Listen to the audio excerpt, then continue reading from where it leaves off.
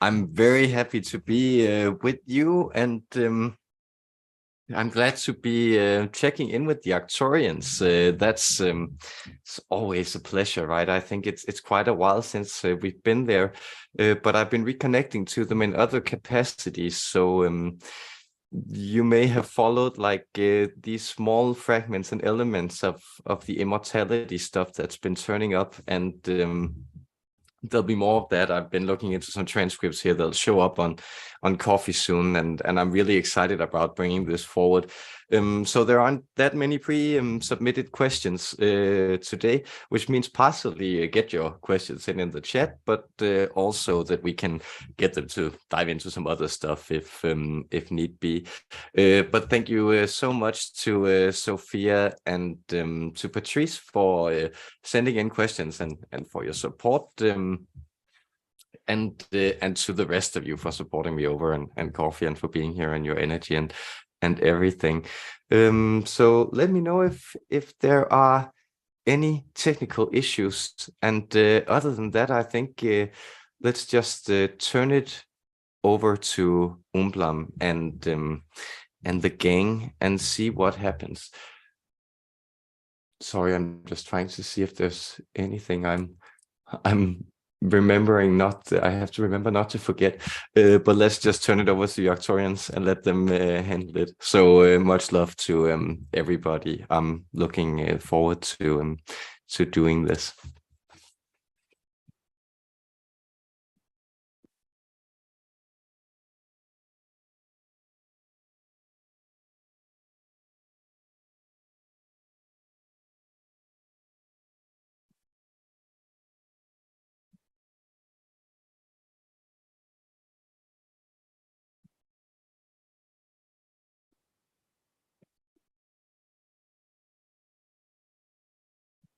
Hello, people, dear human beings. Snap, crackle, and pop, it went in the upper spine of our friend here. He wanted to express the relief because as we were transmitting the energy into his body, we were indeed doing what we have entitled this transmission. We were setting up the lab. And what are we pointing to here? What is the metaphor? What's the deeper meaning and instruction in this, dear friends? Well, you can ponder that as you hopefully tune your heart to the love that I, Umblam, and all of your Arcturian friends in the 9D dimension, this council of ours, that we transmit to you. We send you love, we send you awareness, and we send you an elated vibration of discovery and wonder this day. Because this is the metaphor of the experiment in the laboratory. You may feel that this is a very rigid, stern control place. People in robes who make sure that everything is in order, every T crossed, every I dotted, in order to make these experiments. But indeed, they are making experiments, are they not? They are indeed invested in this laboratory. They are here gathered to undertake an examination. They are curious about something. They are wondering, and they want to find out, is this something that will bear fruit, or will we simply get the pleasure of turning over this stone and finding out that this was not the exact place where the thing we were looking for was located? Well, everything is a pleasure when you look at it in this perspective, when you see it as an experiment with the always certain verification of your query. Either you get answered in the negative, or otherwise you may experience another positive line of inquiry, another possible experiment opening up from the one that you were invested in. So notice this experimentation. Notice that your life, as you have developed it, as you have grown into it, as you have become accustomed to being this incarnational shape and body you are at this moment, notice that you have grown more refined in your ability to experiment. So the things you are examining, the things you have taken an interest to, these are quite studious. These are the product of a lot of prerequisites, a lot of work you have already done. This is a part of your personal laboratory. This is a part of the lab. This is the setup that you're working with, and you have refined this greatly.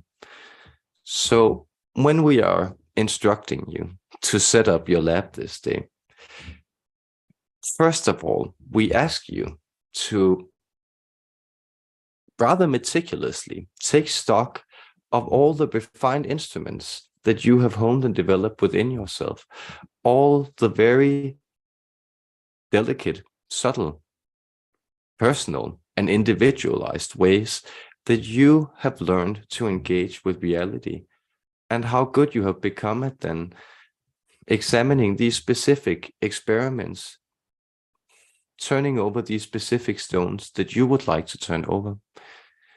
And notice when you take stock of these qualities, these preconditions you have, you begin to very consciously see that you can add things to this, and you can even subtract things you may feel are simply complicating the process, and instead find out what is the next parameter you would like to examine. What is the area that you have yet to project yourself into and examine yourself as a part of? Where is the wonder still hidden in your life?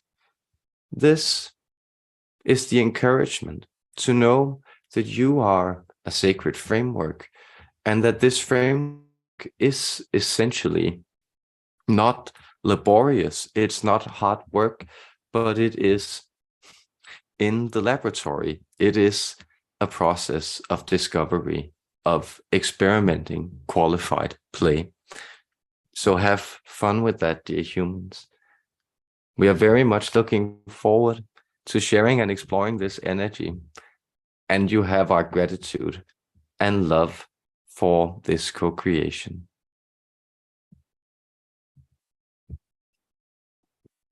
That was Umblam and the gang. It is very nice to be with them again. And let us see what goes on here with the questions. So Sophia asks, how is the world's plastic waste best dealt with? Much love and gratitude. Much love and gratitude.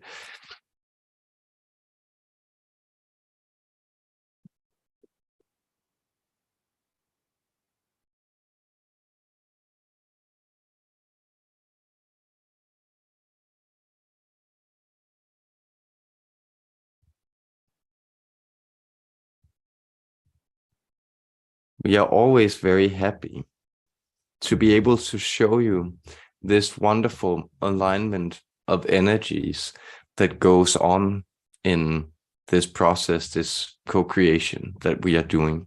We are aware that many of the energetic nodal points, that is you beautiful, specific people who tune in to this message, you are already quite familiar with our energy, and our energy coming through this nodal point, the translation of our friend here. So the reason we say that is that you may sense that we have then also built a grid work of high vibration, where these examinations, these slight altercations or expansions of reality can come about. And they often do so by examining problems.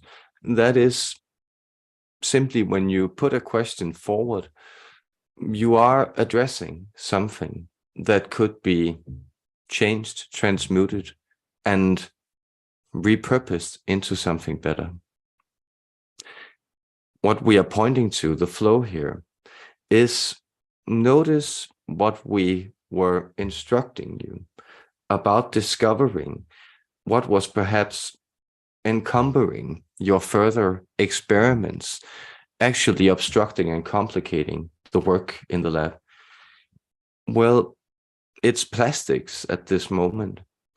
You had great fun, let us say, with some abandon. You discovered this magic way of wrapping everything in translucent, seemingly magic material, watching how it preserved it, or it made it possible for you to have all kinds of strange colors and wrappings surrounding you in the daily. Now you find that there is a certain type of headache, that it's hard to sweep the corners of this planet of yours completely clean without coming across a lot of unwanted old wrappers you don't know where to put. But try to figure out then, what is the repurposing of this? Because what you are then trying to teach yourself is that the introduction of other elements into your ecosystem by your species also then allows for you to address and work with the ecosystem on this macro level. So notice how hesitant you would have been to begin to manipulating the ecosystem of the planet on this scale if you hadn't forced your own hand by, well, the silliness of really covering it with plastic and waste and a lot of stuff that you now have to clean up. So there is a solution here. And the solution here very much comes with these new sets of, let's call them low-tech or organic temperature compounds. So you are looking into types of chemistry that are more similar to what takes place at an organic level, that takes place at normal surface layer temperatures. And here you may sense that plastics can actually be made available for certain types of bacteria, for instance, that can begin to break these down and turn them then gradually into, for instance, sugars or other safer materials that can be utilized by other organisms and broken down again further.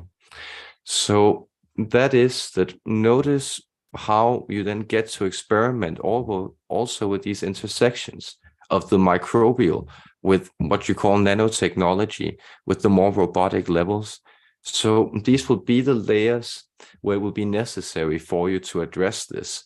But we can also assure you that we sense it is quite certain that before your year 2040, there will not only have been great progress in this, but also that forum you used to recognize such progress that you call your Nobel Prize in chemistry will have been awarded to someone who has made great progress in the ability to break down plastics. So we hope that that serves you, but we will still encourage you not to litter, dear friends. And with that, we transmit our love.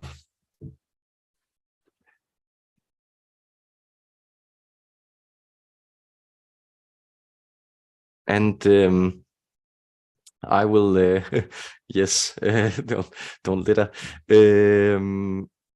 I think we have another question from yeah, we have a few more questions, but it's because this relates to Lemuria and Atlantis. So I think they're telling me to put it in. It'll be answered after this next one. So that's just to say. So I hope I'm not confusing you here. This means Patrice asks, dear Arcturian family, I have been in a super intense period where I have got many activations, templates, and grid connections, and I feel there's still much to understand and integrate. And one of the amazing templates is an ancient Syrian Arcturian healing matrix. So now I would love to know everything about how it works, what its potential is, and how I can work with it, and how it has perhaps already affected me. Endless love to you from my heart. Thank you. And that is, we're diving into this ancient Syrian Arcturian healing matrix.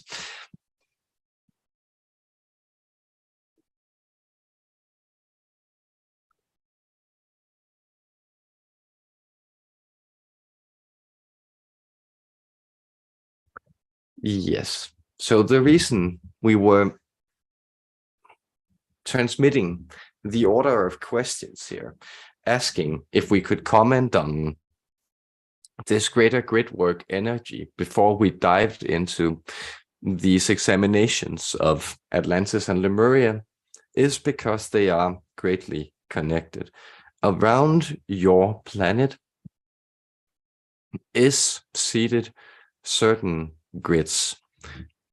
We are aware, or our friend here became aware through talking to someone, that this grid may be also sometimes construed as slightly rigid.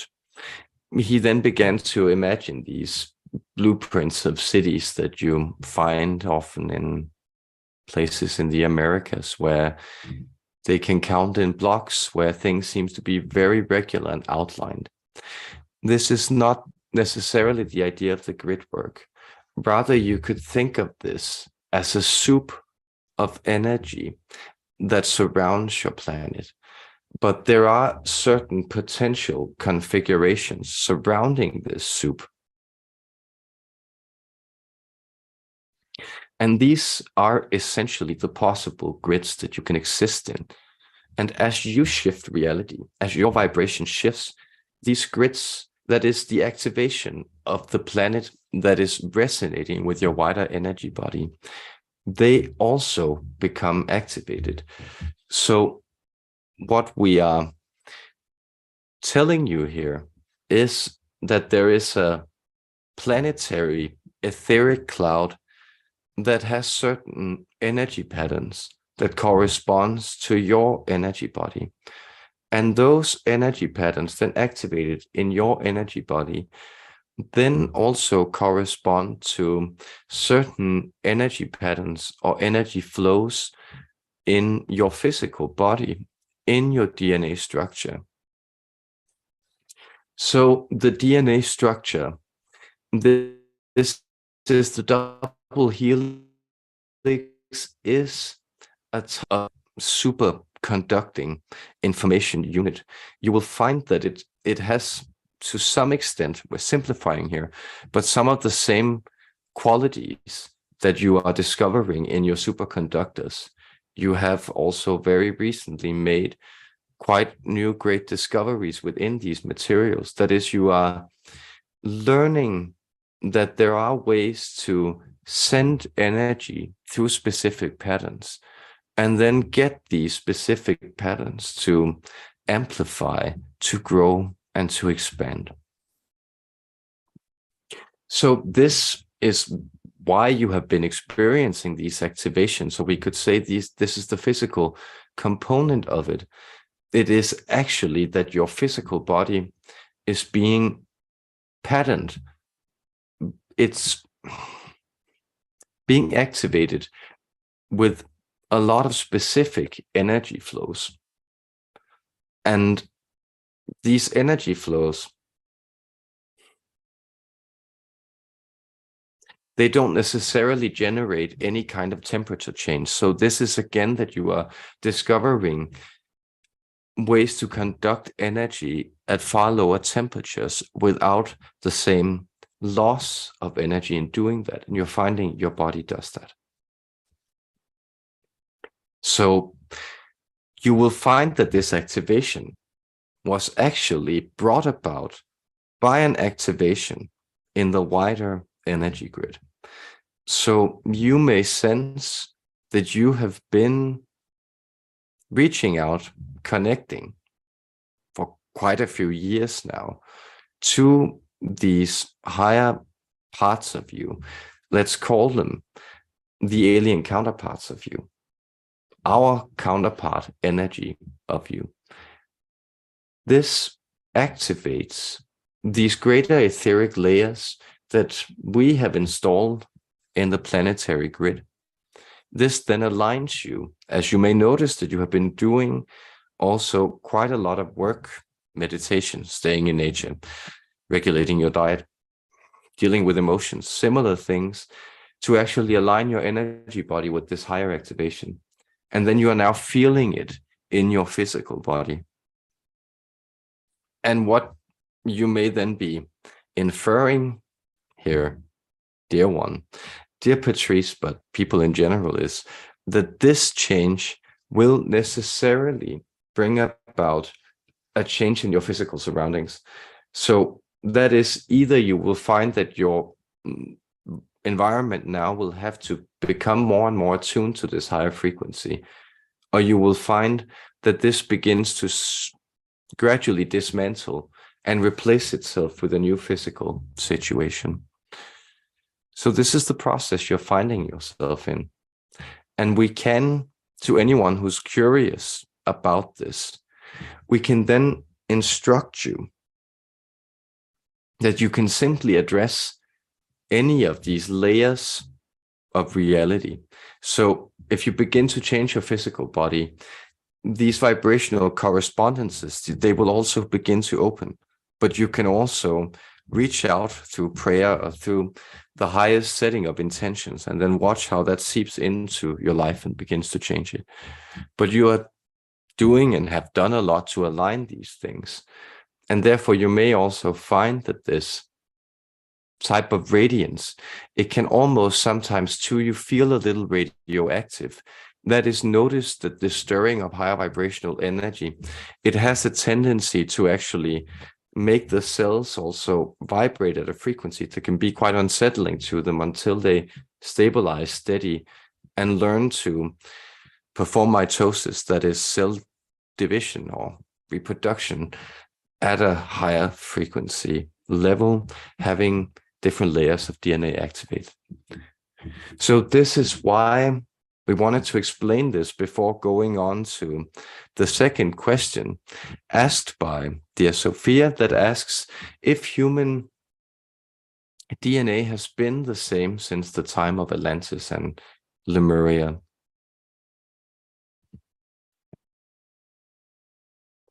Are humans genetically the same since Lemuria and Atlantis?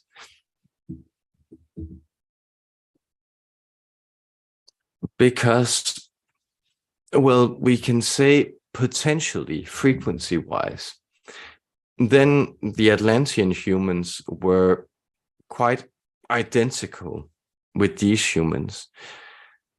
You may sense that there were certain activations. So, for instance, people who were as pale as this individual, or people on very northern latitudes, often were very uncommon in the Atlantean days, simply because at that point human populations were concentrated at places where there were a more, let's say, sensible utilization of the sun energy. So that would be a way that you can say, in a lot of tweaks, ways that you are expressing physicality as humans now that didn't quite exist at that time, simply because conditions were different. So there are a lot of, let's call them physical experiments, grid work experiments, vibrational experiments, both in positive and negative direction, taking place within this quite frenetic or erratic grid work that you find yourself in at the moment. So notice, for instance, the introduction of such things as different, our friend here is looking for the word in English, but different types of chemicals that may be similar to hormones such as estrogen that industry is letting loose in your environment. You may also find that substances such as high fructose corn syrup or similar types of quite novel nourishment are things that, well, are experimenting with bending the human body in different ways. This didn't exist at the time of Atlantis, certainly not at the time of Lemuria. These were quite conservative populations, understood in the way that their general orientation was a preservation of their way of life rather than a wild, aberrant expansion of new and often not very stable ways of being. So in that way, there was more of a stable type of human body that was kept that way by living in very regulated systems in specific places in the planet and being very aware of what foodstuffs, for instance, were cultivated and used. So you have this memory also of Atlantis as a place of high religion, many temples, a lot of lawfulness, we could say. And this is indeed true, that you may sense that some of the mood was reminiscent of that brave new world that was brought forward in the famous novel of the same name, this idea of very high beings in a very regulated society. Lemuria was more sparse. That is, you would find that here human energy bodies had already merged with the physical. So you were far more similar to the way that you will appear a few generations from now. Approximately in the year 2130, we sense that this is where human populations are heading. And here you will find yourself more as, let's say, clouds or swirls of energy that surround a very bright, luminous outline, a face that is lit up with light. So those are some of the perspectives of how the human body has changed and how these grid works relate to it. So you can essentially activate the ethers by setting intentions and regulating your consciousness. This is much of what we and also your Syrian friends, so many of your loving counterparts and guides have been instructing you in. Our gratitude and love for these wonderful questions. Thank you.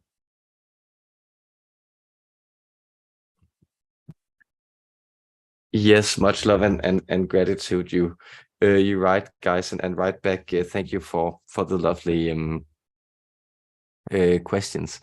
And then I'm just I'm going to the YouTube. And I can just see in the latest question, Mandy asks to understand the Maharic shield. I must admit I don't know what that refers to, so I'll just ask a clarifier before we answer them.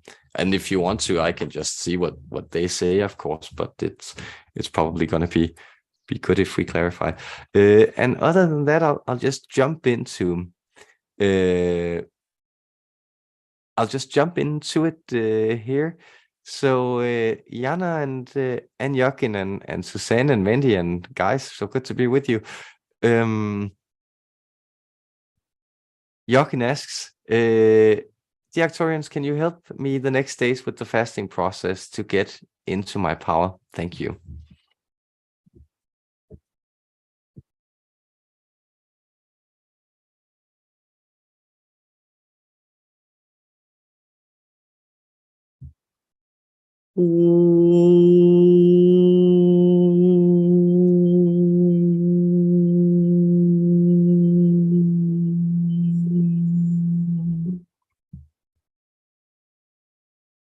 Dear Joachim, our friend, we would very much like to assist you in this. What we were doing with this tone was we were instructing you, giving you a composite of information that had the prodding, the encouragement to move into the very center of your digestive system. So notice that what you are doing here, the reason that you have undertaken this powerful spiritual practice, is that you would like to feel the flow of universal power of energy activating within you without these feelings of perhaps being a little disturbed, distorted by the processes of digestion, of foodstuffs, of all these things that accumulate in the body. So look for the center, because the more you empty your stomach, the more you will become aware that there is a center of fullness behind this emptiness of the stomach. So it has been quite recently that your species has discovered or described the process of ketosis, understanding that there is actually a level of power activation within your metabolism that your body will automatically move into if it is not constantly given you foodstuffs to digest and work with. But we can say that even behind this process of ketosis, you find that there is this process that you enter into approximately after 3 days. And that's a very powerful activation, because that's the place where your physical body has become so undistorted that it can tap into this fullness, this vibration. And this is the spiritual center. This is actually where your umbilical cord is connected, because this is the center that connects you back to the center of the universe, the fullness of existence, source energy itself, and it's transferred biologically also through this. We could call it the nectar and ambrosia of the in utero state. So from mother to child, there is this transmittal of pure nourishment. And that has an energetic component, a higher component that you will tap into as you fast. And just doing that, so just entering that state, touching upon it, activating it, is enough. So you don't necessarily need to spend 40 days in the desert fasting, though you can do that if you really want to spend a lot of time in that very, very high refrequencing, repurposing vibration. But simply activating it will begin to align your energy body, that is your etheric higher self and your lower physical self, into harmony. So have fun, we could say, or simply ride the surge of pure power and pure force that you are releasing. Our love and support in this endeavor.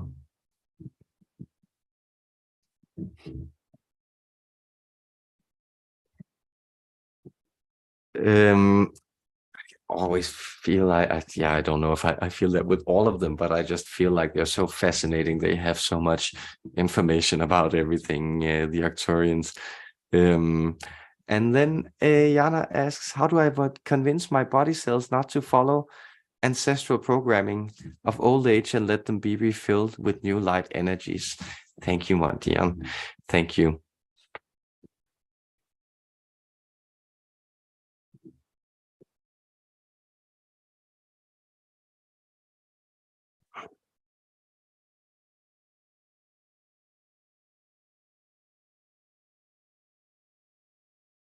Yes. So we thank you for this question, because we would like to encourage you to see yourself more as a glass of water we are transmitting a type of vessel that can be filled with light here to our friend. And what we are showing him is that notice that you can actually, this is why he's having trouble with it. It's because we're showing him a hyperdimensional object. So it doesn't quite translate into your reality without being reduced into things. But you are a hyperdimensional object. Your higher self is a hyperdimensional object. It transverses higher layers of reality. And that is why in these layers of reality that we're talking to you in now, you often have this sense that there's something old, there's something stuck that's taking up place, blocking something else, because those are the laws of physics, of logic in the dimensions you find yourself in now. That is, two things, they can't occupy the same space at the same time. But what's happening from our perspective is it's not the old that's being shed. It's not being passed away or thrown off or cast off like you're able to do in your dimensions. To us, we don't see things disappearing. We don't like have trash cans in that sense. So we can't put things on the other side of the door and not be aware of what's there. And this means that whenever expansion or ascension takes place, it is exactly that. It's these unwanted energies, old energies, being fitted into a wider whole where they aren't stale, or they are actually conducting energy as they're used to. Because to our mind, from our perspective, it's not that there's anything wrong with these. It's just that they're not purposing themselves in ways that are helpful for you to channel or conduct more energy. So what's happening when this light flows in, these new light energies that you seek to fill yourself with, is you can think of, instead of those replacing this old, that they're actually encasing it. They're moving in and they're widening the entirety of everything. They're connecting to these old energies, giving them purpose, giving them direction in the future, and allowing you to see how these energies actually served you in the past. And then they're expanding the circumference of your entirety, your full being as a hyperdimensional subject, as this magical multidimensional being. You are connecting to wider aspects of light. So from our perspective, all this old stuff or residue, or what you sometimes call low vibration, we're very interested in observing how you guys are bringing it along and connecting it to your higher, wonderful, loving hearts, because that's very much what we're also teaching and learning from human beings, and where you are adding a very vital component to the overall process of what's going on in our galaxy at the moment, which is that we're also trying to learn how to spiritualize matter. And you guys are a vital component and part of that. So we thank you for your patience in this. And we simply we encourage you to allow the light to take care of the darkness and give it its place in the interplay of light and dark that gives shape to figure. Thank you for this, our dear one. Our love to you.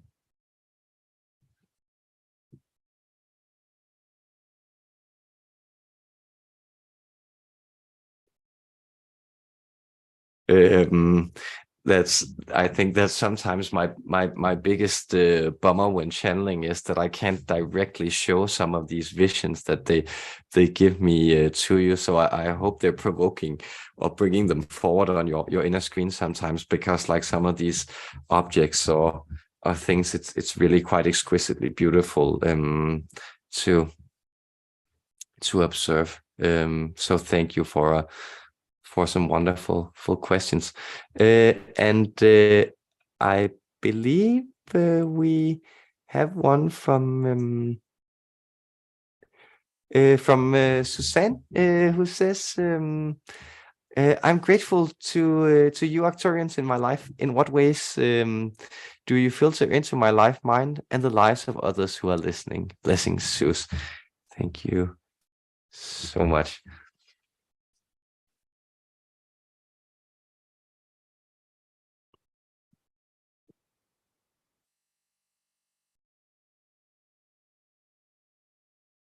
Well, we are grateful and glad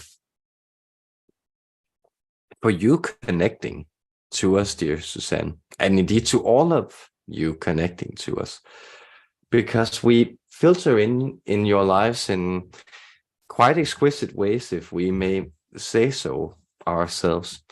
So notice, because we are high vibrational, the place where it's easiest for us to exert our influence are in those higher vibrational parts of your own being. So you may sense in many of the impulses you have to, for instance, learn new things, or to examine, to experiment, and to pass that knowledge on. Those are often places where we are quite able to prod human curiosity. We do actually, along indeed with the Syrians, also other species, but we are very interested in also feeding you ideas and impulses, because Earth has, as all planetary systems, has quite unique configurations. And though there may be similar circumstances in other places, they can never quite be simulated or reproduced. And this means that whatever you undertake is also us observing new things about how the universe and matter may behave, and how mind may begin to relate to existence. So you may find, for instance, in your work with crystals, that you have a type of architectonic impulse. And here we are addressing you, dear Suzanne. This relates to, well, it quite relates to an Arcturian pattern within you, but it's specifically an Arcturian lifetime where you had this orchestration role that was, you were a type of city planner. You have modeled your species at what you sometimes discover, for instance, in some of the Mayan ruins, or the arrangement of the Egyptian temples, that they often align with certain energy points, either in the stars or in the ley lines and configurations of the planet. And this was something that you were responsible for in this lifetime. So you may sense that you have almost an uncontrollable urge to build these types of correspondence grids. And this is very healing chamber, very Arcturian, in this way of creating high frequency energy spaces and then linking them, and then making this again a type of energy conduit for spiritual energy advancement and development. We love you very much for doing that, and we love to guide you in this process. So our love, support, blessings, sweet and wonderful human beings.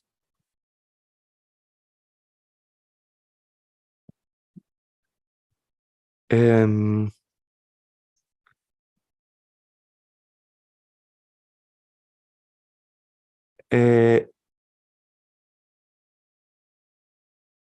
Yes. Mandy asks, Mesh connected to Lakish, an Arcturian counterpart of mine. Will you please tell her thank you for the wisdom and support? Does she have any messages for me today? Let us see what she says.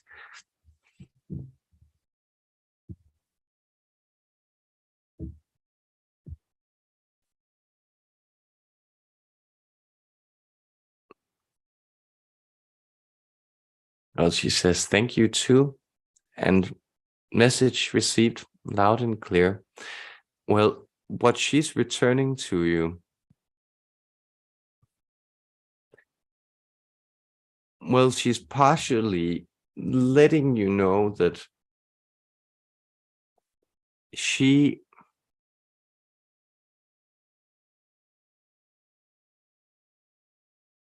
our friend is hesitating because it's the energy that she's transmitting is so delicate, and it has to do with the delicacy in her work with your energy body. So you may sense that there have been you may be perfectly well aware that there have been quite dramatic shifts in your physical constitution recently. And this corresponds then to a change in your energy systems, in your energy body. And here she wants you to know that this is being restored and worked on. And in this idea of setting up your lab, you may sense that there have been a reconfiguration. So it's almost the idea, if you were to think of it as switching from a medical lab to a physical lab, or almost as if the radical reorientation that has presented itself so visibly in your body is being then worked into your energy systems and all these layers quite delicately. And that's why you may find that giving yourself rest and respite, rest and recuperation, simply allowing for things to resettle, for this repurposing of your physical system, for your laboratory to take place. This is what she's transmitting to you, along with love, healing, and wisdom. Her greetings, and ours too.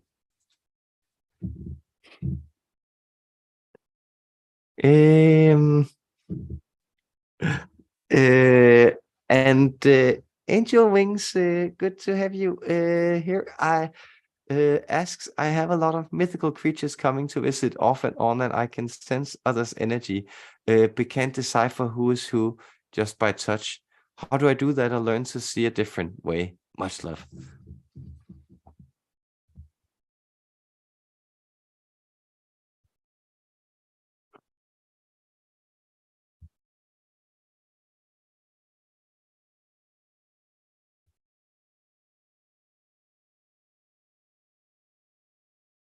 Well, the question here, dear one, is this would be the fastest way for you to establish this type of new vision and alignment. It would be for you to spend, if you really wanted to do it, you could spend 3 entire days in absolute darkness.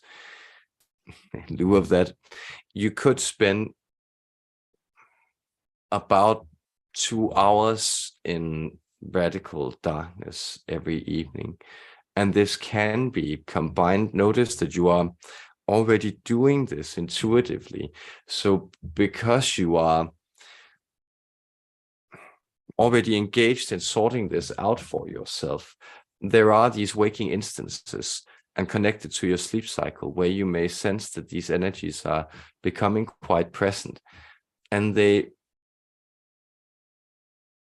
are coming forward almost as color to you. So that is that notice that how you will begin to perceive them is mostly as moving outlines of color, almost as slight hues or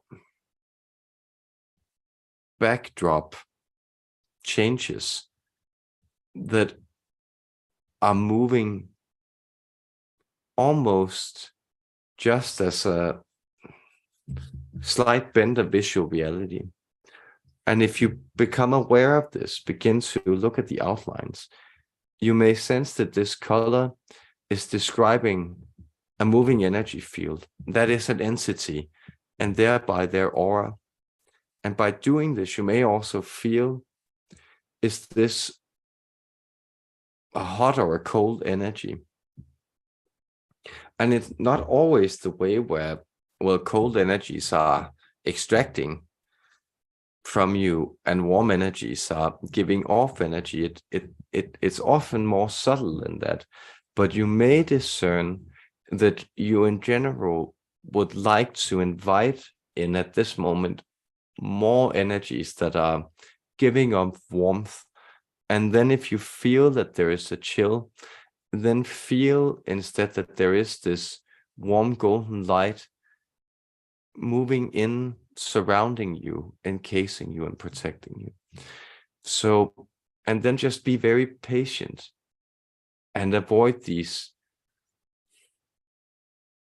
preconditions on how you would like it to manifest, because then you'll discover that there are ways, surprising ways, in which you are already seeing and feeling this. Our love to you, dear one.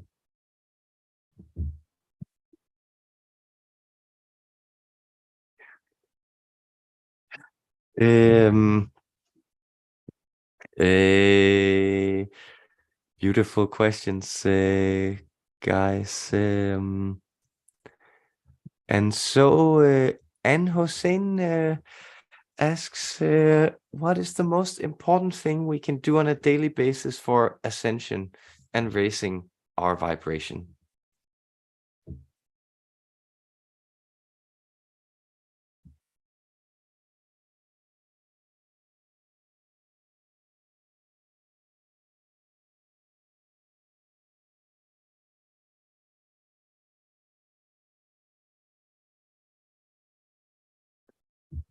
It's to tune in with something you love doing. It's to check in with your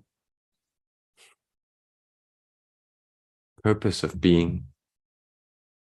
See, purpose for human beings, we are aware, is a tricky thing, because you also come out of a, let's call it, quite mechanical or rigid era. So this idea that purpose is like finding out where you fit as a cog in the greater machine.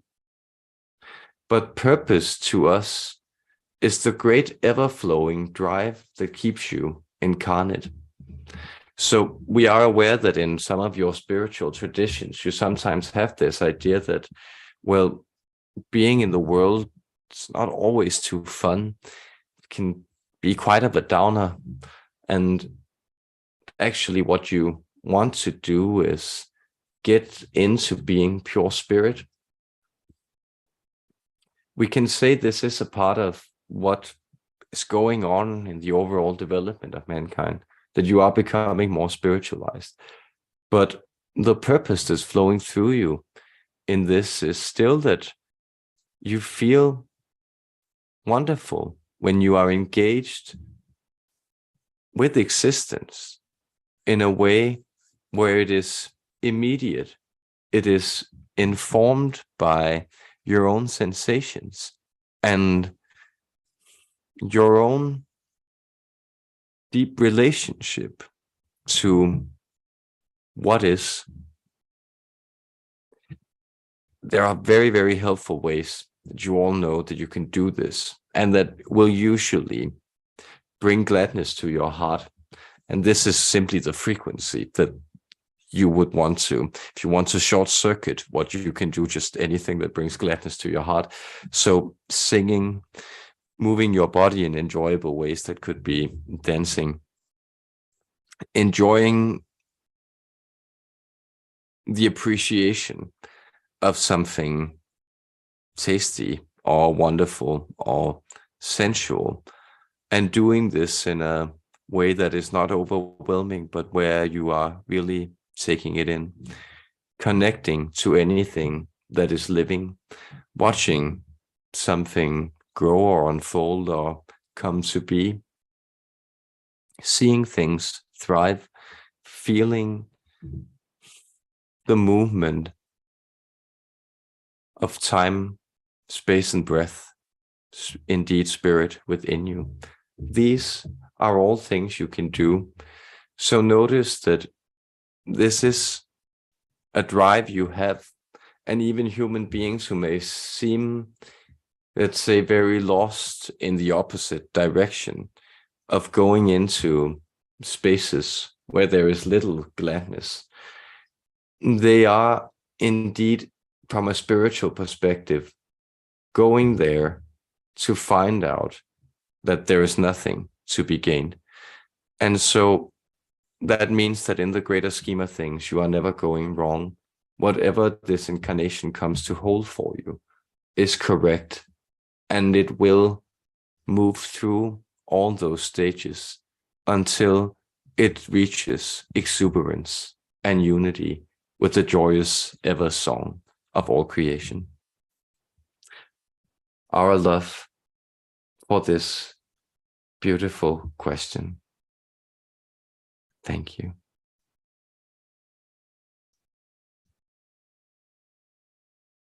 Yes, it's very beautiful questions, guys. I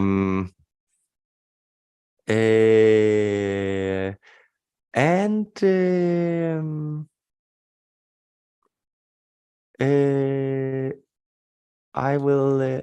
I think we can get around to all the questions, but I'll just move to the Marahata current, and sorry for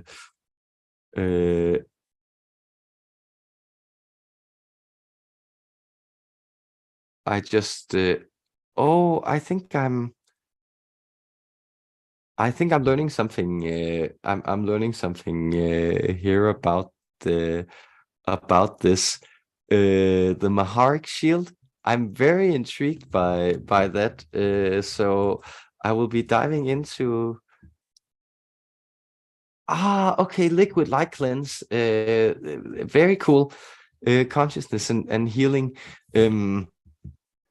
Very, very cool. I did not know this term. I'm quite intrigued by this. So it seems to relate to, the aura has a outline. And if you, for instance, watched the recent guided meditation I did with Archangel Michael, you'll see that this is actually what he's aiming at, then just strengthening.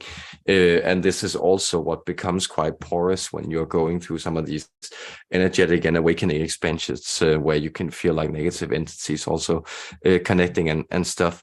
So it's a very helpful question, how to grow this Maharic shield.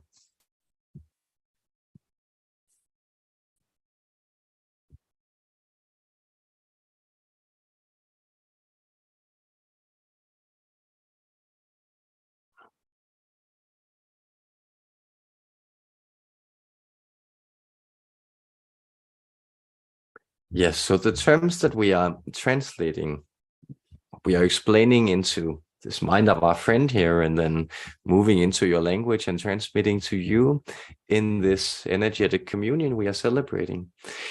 It is the deep lineage of energy. You may notice that there has been an underlying theme of superconduction in this laboratory setting, in this experiment we have done this day. That we are transmitting energy effortlessly from one local site to another. That is, from one person or one part of the planet to another. And this is indeed what's happening in this Marahata current. we believe is the word that is what we are transmitting to our friend is this superconduction of the umbilical centers into this universal energy center that's situated approximately here between your navel and your solar plexus. In this area and behind the navel, you will find that this current, there is this, let's call it a ball of potential energy, and that is embedded within a wider grid work, within this wider set of filaments and extensions that connect, well, in time back to the beginning and to the end of time, but in space out to the furthest reaches of matter, of universe, and in the multiverse, a multidimensionality connects back to source and all creation. You will find that this energy, because it is constituting being, it is indeed a part of this superconductive current. And so the idea with the Maharic shield is the idea that how can this superconducting current actually be sheltered within a unit of existence, within a body, within a personality that you are? Well, it can do so by shielding itself and then having, as you find in your cells too, a type of osmotic effect of energy gradually aligning the pressures without it, that is outside of it, these streams of universal energy, and that often is pressuring and coming into it and generating imbalances within it. How does it align with that? And there is often an adaptation.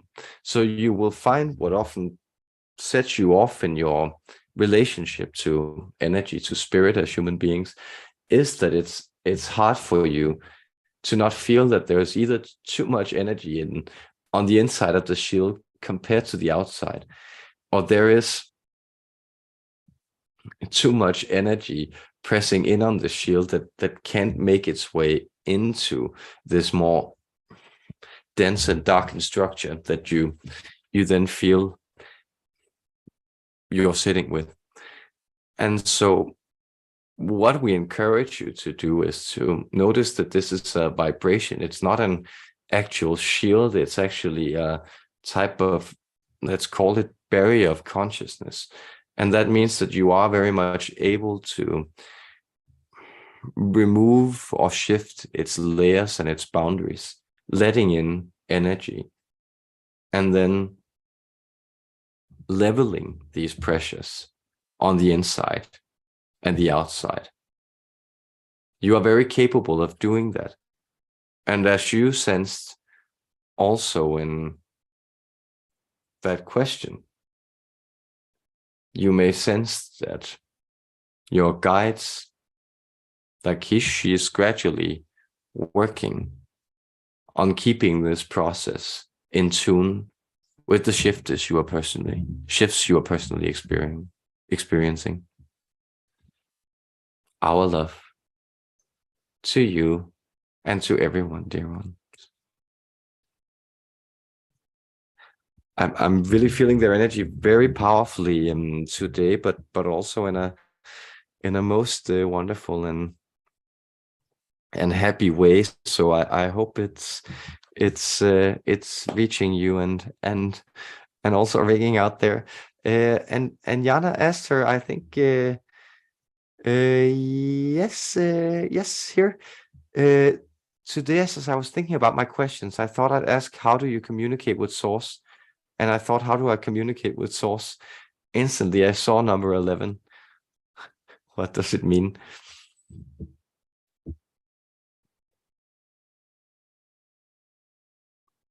Well, notice that the 11 is a sign of alignment, because your question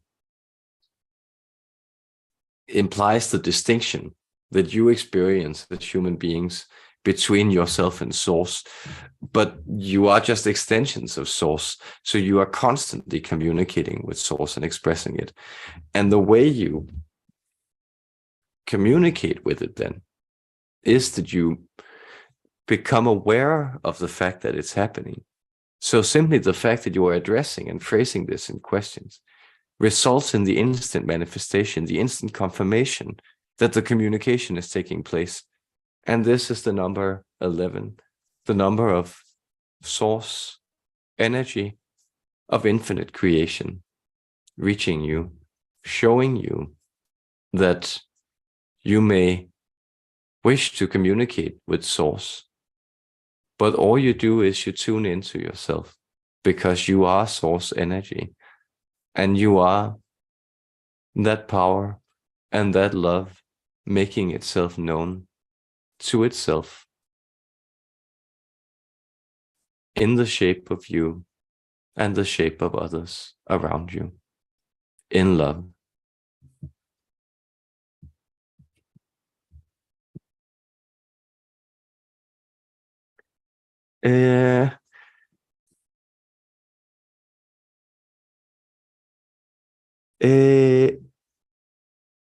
And Angel Wings are just writing so amazing answers indeed. Love their help, love the information, interesting confirmations. I'm very happy to hear that. Thank you. And Chuck is sending many blessings to you. So thank you. I actually think we are if you want if you have any questions, guys, then shoot. You can probably get one in, and otherwise I'll also gradually wrap up here. I think I actually wanted them to speak about I wanted them to speak a little about uncertainty and patience on the spiritual path. Just what's this? How do you kind of deal with that? So let's hear about that.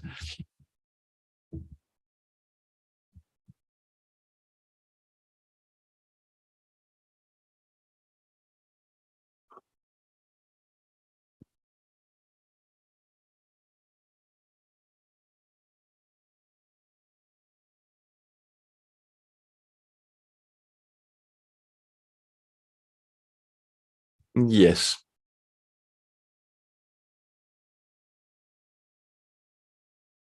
So what we will say here is we will essentially give quite a direct instruction. That is, you may sense that uncertainty can be a sign that there are too few confirmations or too few points of certitude to navigate by. What you can do then is you can begin to fire more scattershot, simply then allow for these experiments to happen. So this idea being that if you've ever sent a letter and didn't know if you would get a reply, then a way of not being nervous about this, that is, go out and send another 20 letters that you may not get a reply to. So even though there's perhaps one thing that you are really curious about, just allowing yourself to move into other examinations, they're always helpful, because uncertainty is, as we have often said, it's an element of surprise. And so is patience, because it is this idea that you need to not know when something is happening in order for it to stir you in ways that are positive, surprising, and happy. And you do love a good surprise. We simply cannot remind you of that enough.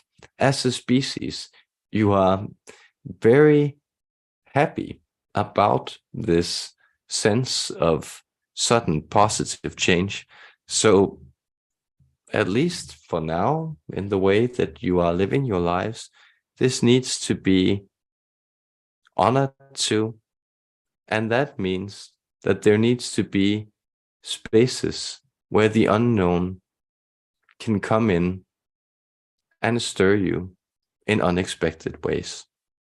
Always expect the unexpected and feel that you are loved as you do so.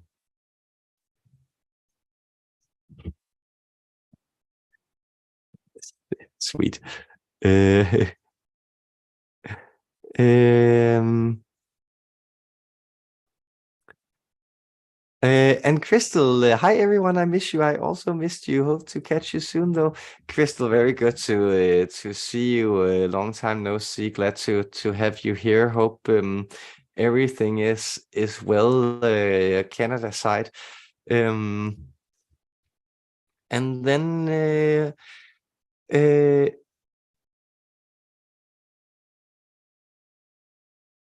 uh, and Angel Wings just says, how do I connect even more to my etherical wings? Because I'm feeling them more in the physical. I love it. I sometimes cry with happiness when I feel them flutter or stretch and feel when things sit on them. Uh, Interesting.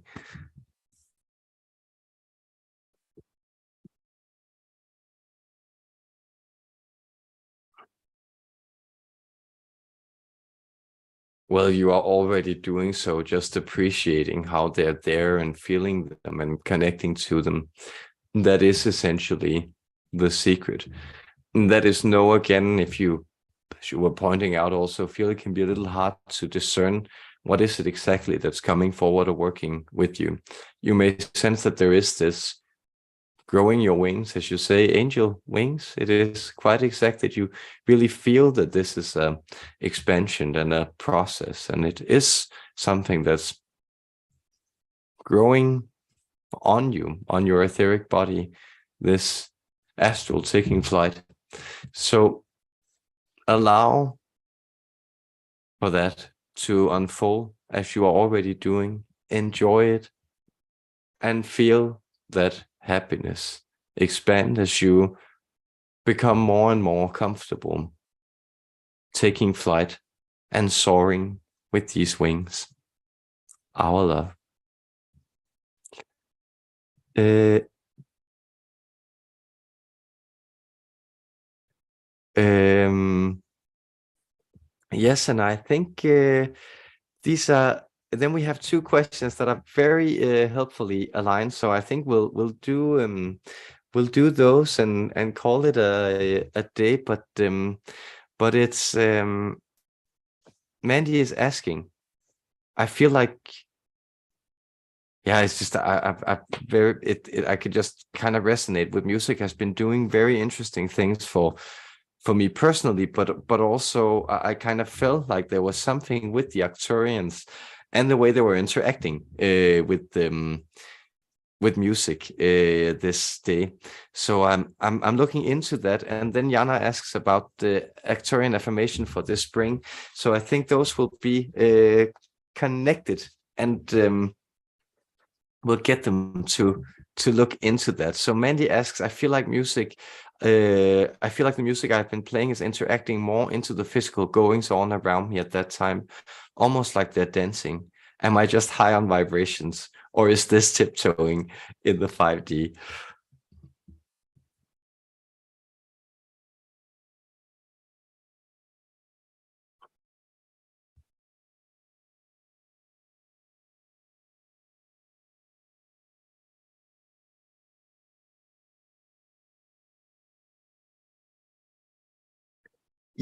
Well, we would call it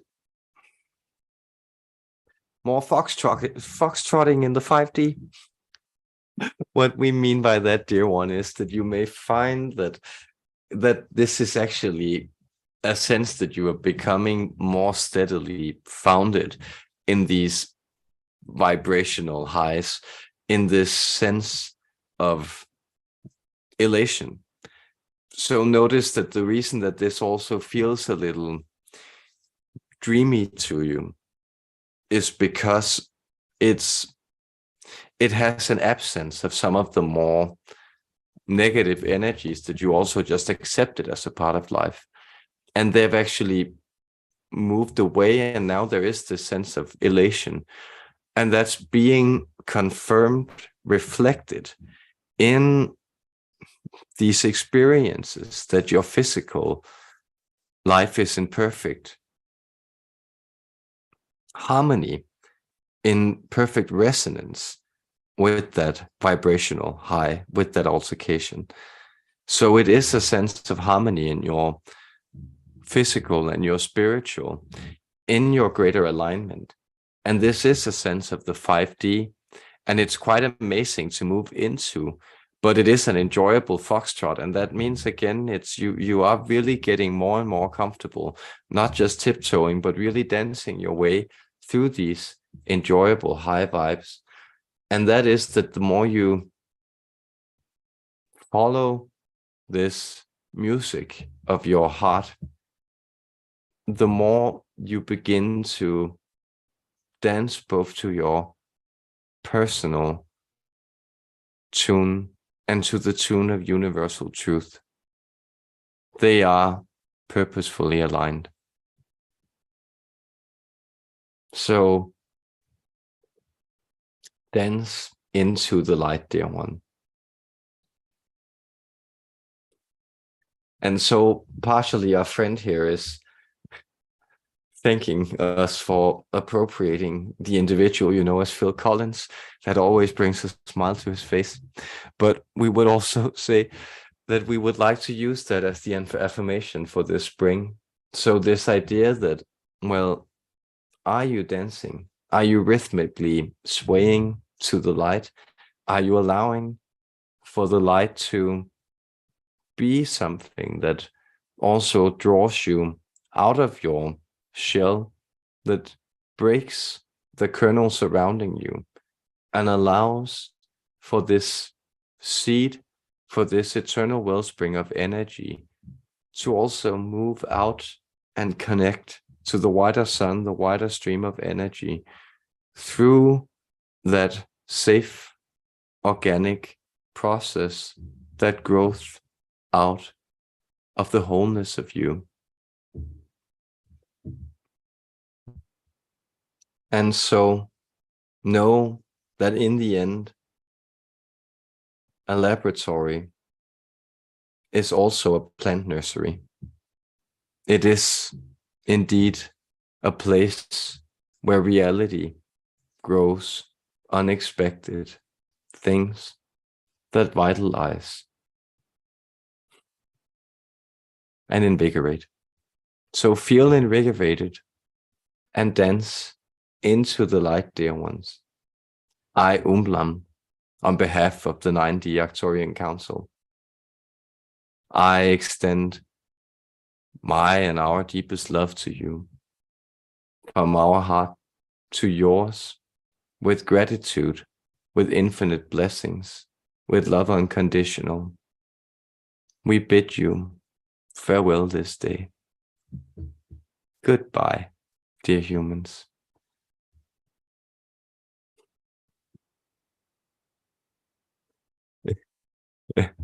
Yes, so go pop on some Phil Collins and have a good one out there. He's what's not to like, right?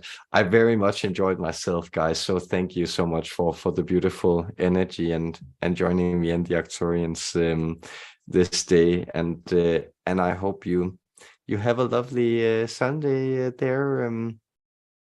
No matter how much is left of it. And I'll see you in springtime. So much love, you guys, and thank you so much. Much love.